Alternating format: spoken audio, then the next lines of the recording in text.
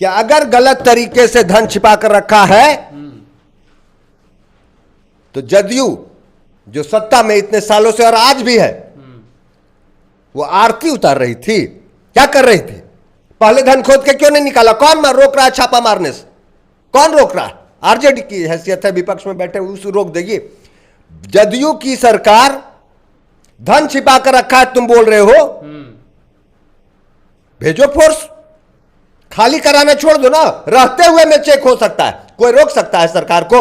अगर वहां पर धन छिपा कर रखा है, कोई रोक सकता है सरकार को कि हमको घर चाहिए, घर नहीं छोड़ेंगे?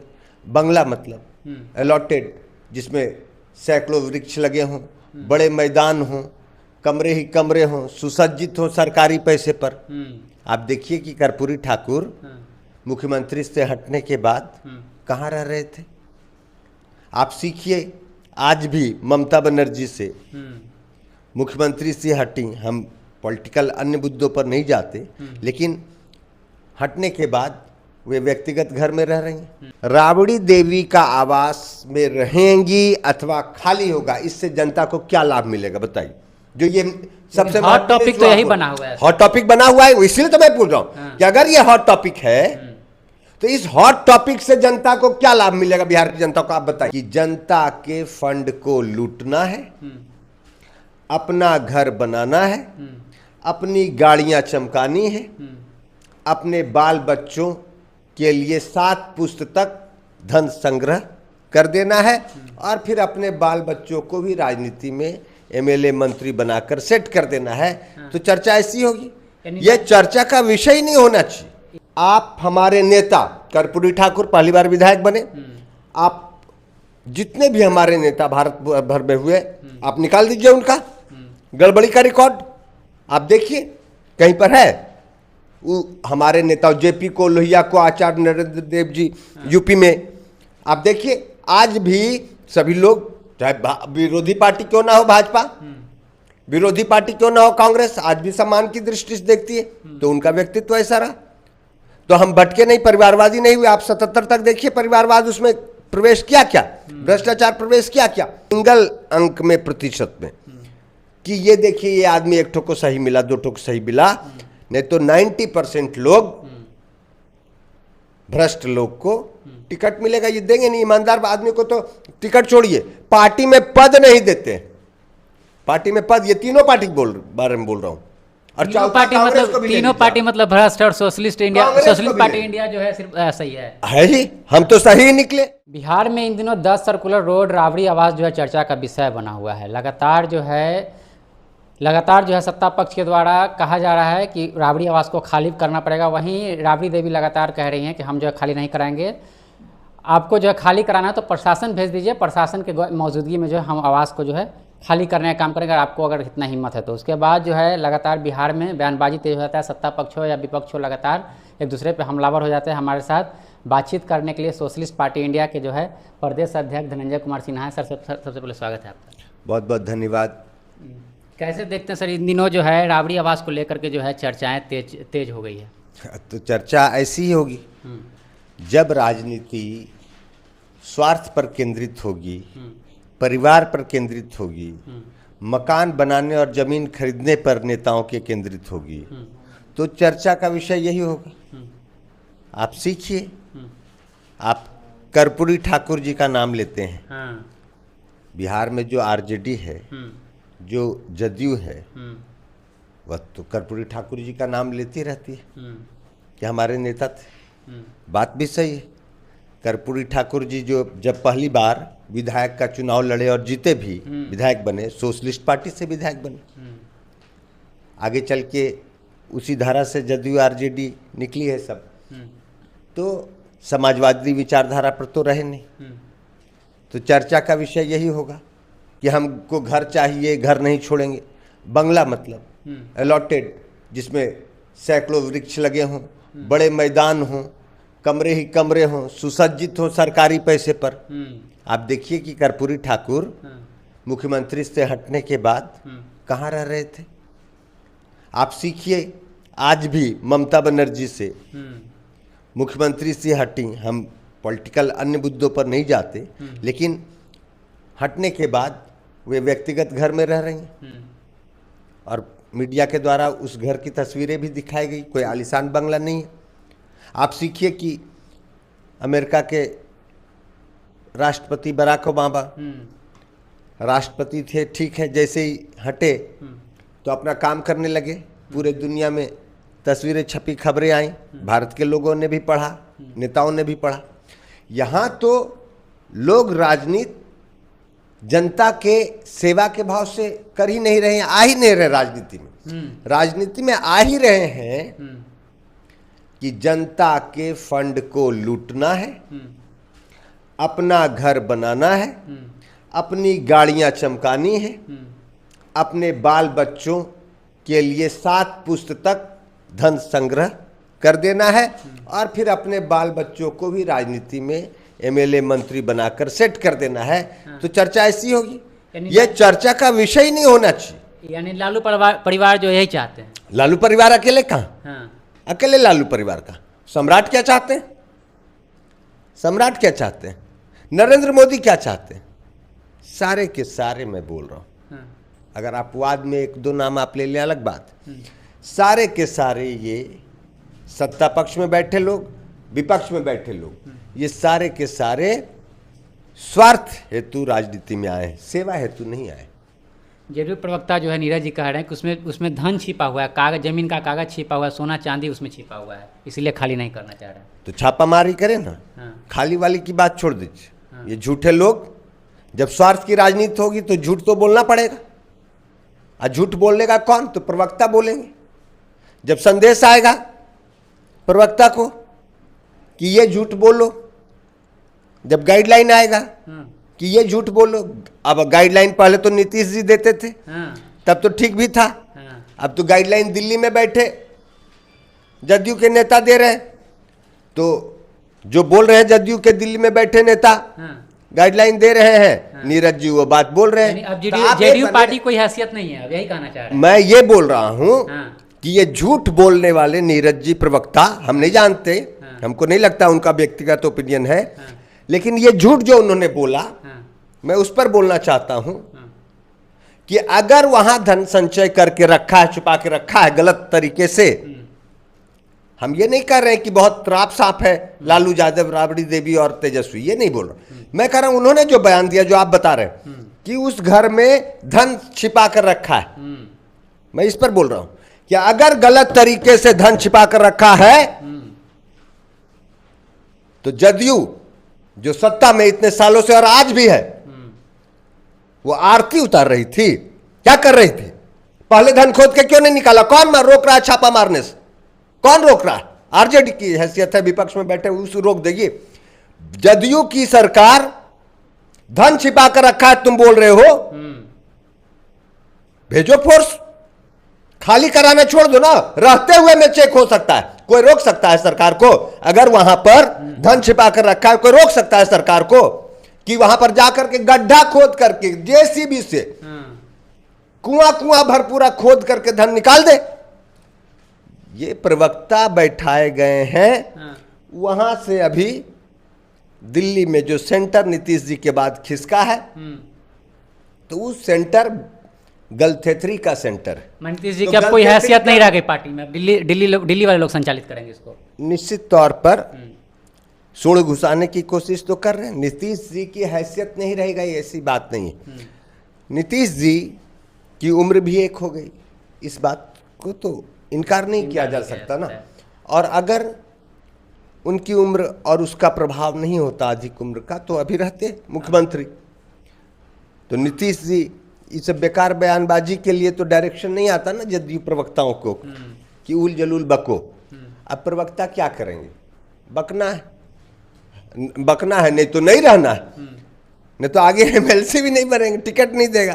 तो बोल दिया तो खबर आ गई, बोल दिया नीरज जी ने। राबड़ी देवी जी कह रहे हैं कि अगर खाली ही कराना तो अपनी पुलिस फोर्स को भेजे, सम्राट चौधरी को बोल रहे हैं। अरे ये विषय ही जनता से जुड़ा है नहीं, ये विषय ही नेताओं के स्वार्थ से जुड़ा है। यह विषय गरीबी उन्मूलन से कोई संबंध नहीं रखता, यह विषय बेरोजगारी मिटाओ से कोई संबंध नहीं रखता, यह विषय महिला सुरक्षा से कोई संबंध नहीं रखता। यह विषय स्वार्थ जो आप बता रहे हैं, ये नेताओं के स्वार्थ का विषय है। नेता लड़ रहे, स्वार्थी बन रहे, बेचारी मीडिया बेचारी सीधी साधी जनता को सिनेमा दिखा रही है तमाशा कि ये वो बोल रहे, अरे वो है ही, वो टाइम पास कर रहे हो तुम लोग सब मिल करके, सब मिलकर जनता को भरमा रहे हो कि हम खाली नहीं करेंगे। एक बोल रहे हैं कि उसमें सोना घुसा हुआ है, एक फोर्स भेज रहे हैं, ये सब टाइम पास कर रहे हैं। ये नेता इसीलिए सत्ता मुख्यमंत्री बनाया, इसीलिए नेता विपक्ष बनाया, इसीलिए पार्टियों में पदाधिकारी बने, प्रवक्ता बने, यही करने के लिए। अपनी समस्या जो लगातार आते रहती है ना, जनता की समस्या ऐसे ही दबी के दबी रहती है। जनता की समस्या में जाना नहीं चाहते ये लोग। ये सब इस तरह के मुद्दे को छेड़छाड़ के टीवी के जरिए, मीडिया के जरिए 5 साल बिताना चाहते हैं, एकदम मौज कर रहे। सुबह उठे, यही सब कुछ बेकार की बातों को किया, और जनता बेचारी सीधी साधी, उसको लगता है यही राजनीति हो रहा है, शायद यही राजनीति है। जनता भी इसी पर चर्चा करती है।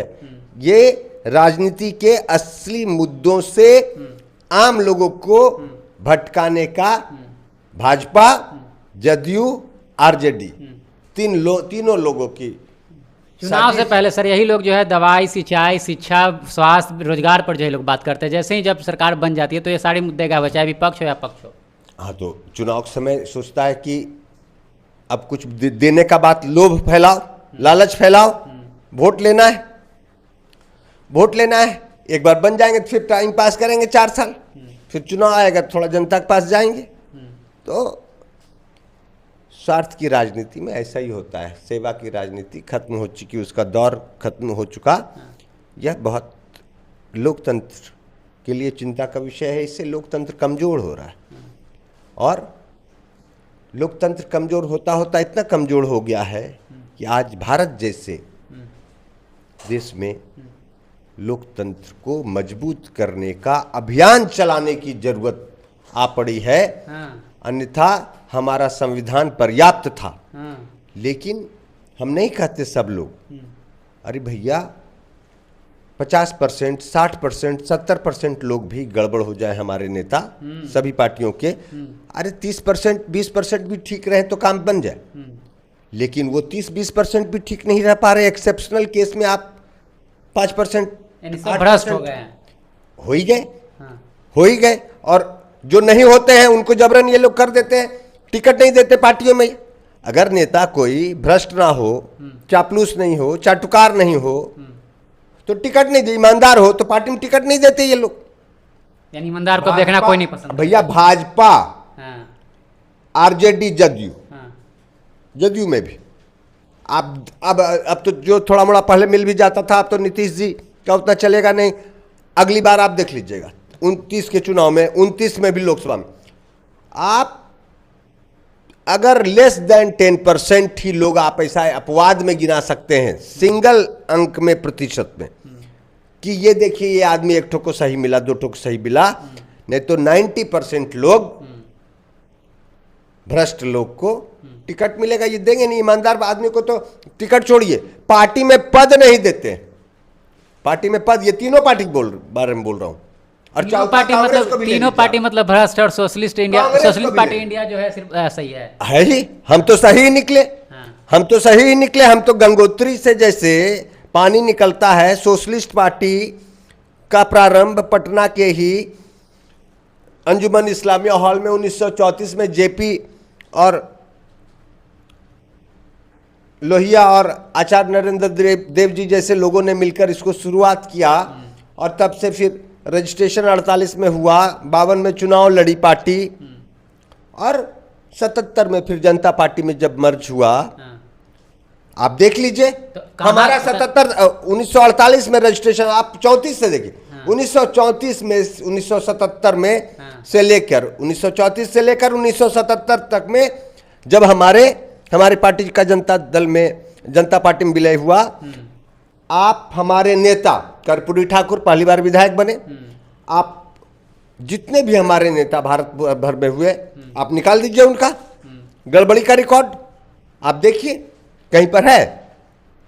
हमारे नेता जेपी को, लोहिया को, आचार्य नरेंद्र देव जी यूपी में, आप देखिए आज भी सभी लोग, चाहे विरोधी पार्टी क्यों ना हो भाजपा, विरोधी पार्टी क्यों ना हो कांग्रेस, आज भी सम्मान की दृष्टि से देखती है, तो उनका व्यक्तित्व ऐसा रहा। तो हम भटके नहीं, परिवारवादी नहीं हुए। आप 77 तक देखिए परिवारवाद उसमें प्रवेश किया क्या, भ्रष्टाचार प्रवेश किया क्या। लेकिन उसके बाद क्या हुआ, उसके बाद जो निकली पार्टियां फिर जनता पार्टी से मर्ज अलग अलग उसमें आ गया। और आप देखिए 2012 में री रजिस्ट्रेशन जब हुआ सोशलिस्ट पार्टी का, सोशलिस्ट पार्टी इंडिया के नाम से, कुलदीप नैयर जी ने, राजेंद्र सच्चर जी ने, ऐसे कई लोगों ने, साउथ के भी कई लोगों ने मिलकर के शुरुआत की फिर से। तो तब से अब तक आप देखिए, अभी Sandeep Pandey ji Ramon Magsaysay award उनको मिला हुआ है, और वो हमारे पार्टी के राष्ट्रीय महासचिव है। कोई दाग है क्या, कोई भटके क्या? सोशलिस्ट पार्टी से सर जितनी भी जो लोग निकले आज जो है बढ़ गए, आगे चले गए, लेकिन सोशलिस्ट पार्टी जो है क्यों नहीं धरातल पे स्टेब्लिश हो पाई? आगे नहीं गए, व्यक्तिगत रूप से आगे नहीं गए। वे सभी समाज को आगे ले जाने में अपनी अपनी भूमिका का निर्वाह किया, खुद आगे नहीं गए। ठीक है, जब वो गुजर गए तो लोग उनके कृतित्व को याद करते हैं, ये अलग बात है। लेकिन जब थे तब कई प्रकार की परेशानियां ऐसे परिवारवादी भ्रष्ट नेताओं ने उनके खिलाफ भी खड़ी की थी। तो अभी जो समय है, अच्छा आप देखिए, आप सोचिए ना, जनता को क्या जरूरत है? राबड़ी देवी का आवास में रहेंगी अथवा खाली होगा, इससे जनता को क्या लाभ मिलेगा बताइए? जो ये सबसे हॉट टॉपिक तो यही बना हुआ है, हॉट टॉपिक बना हुआ है, इसलिए तो मैं पूछ रहा हूं कि अगर ये हॉट टॉपिक है तो इस हॉट टॉपिक से जनता को क्या लाभ मिलेगा? बिहार की जनता को आप बताइए। कोई लाभ नहीं मिलेगा, कोई लाभ नहीं मिलेगा।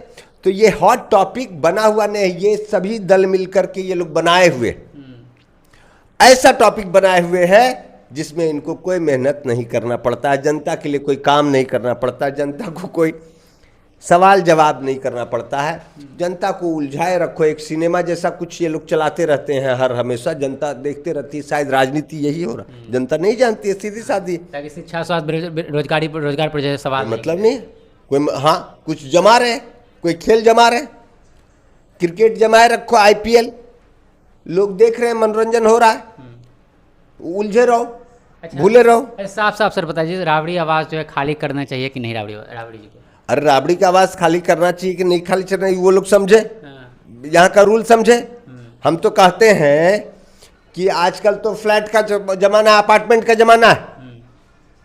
आप कहते हैं पूर्व प्रधान मुख्यमंत्री को चाहिए, आप पूर्व वर्तमान मुख्यमंत्री को चाहिए।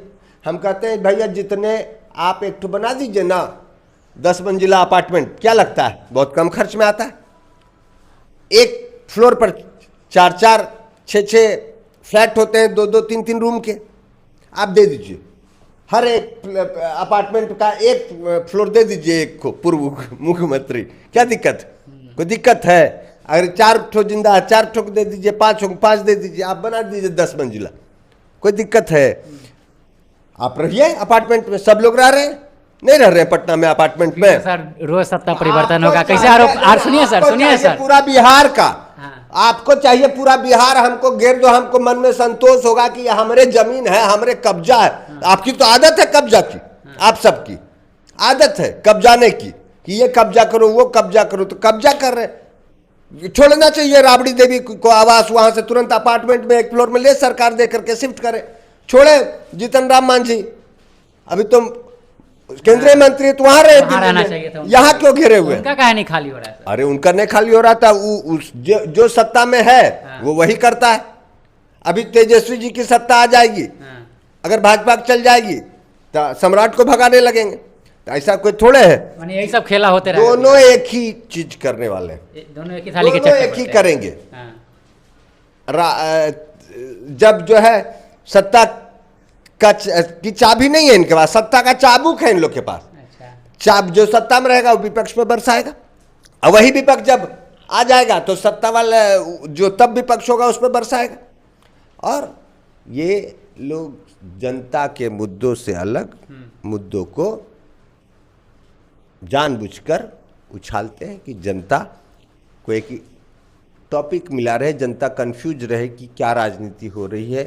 और वो चुपचाप रहेगा तो जनता फिर बोलने लगी कि भाई मेरा प्रॉब्लम देखो, मेरा प्रॉब्लम देखो। तो ये अपने में एक नहीं होता है। आप देखते हैं ना वो रेसलिंग, पहलवान लड़ते रहता है, उसमें बहुत सेटिंग रहता है, बहुत कुछ फॉल्स रहता है।